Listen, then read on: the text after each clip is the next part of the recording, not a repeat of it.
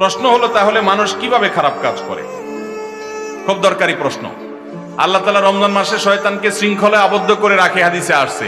অথচ রমজান মাসেও মানুষ শয়তানি করে কি করে না? তো শয়তান যদি আটক থাকে, মানুষ আবার শয়তানি কেমনে করে? এ হলো প্রশ্ন। এই প্রশ্নের উত্তর হলো, ভাই, শয়তানের কারণেই শুধু খারাপ কাজ মানুষ করে, ব্যাপারটা সেরকম না।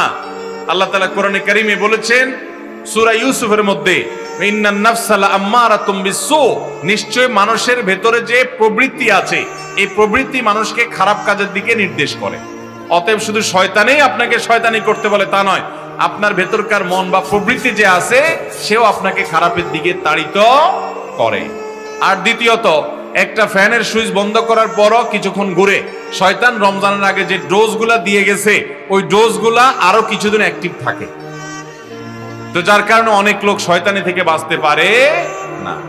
আবার অনেক উলামা ইকরাম বলেছেন যে এখানে নবী সাল্লাল্লাহু আলাইহি ওয়াসাল্লাম যেটা বলেছেন, এর মানে হলো মেইন শয়তানকে শৃঙ্খলাবদ্ধ করা হয়, এর চেলাগুলা সেগুলা বাইরে থাকে, ওই চান্সে তারা কিছু শয়তানি মানুষকে দিয়ে করায়।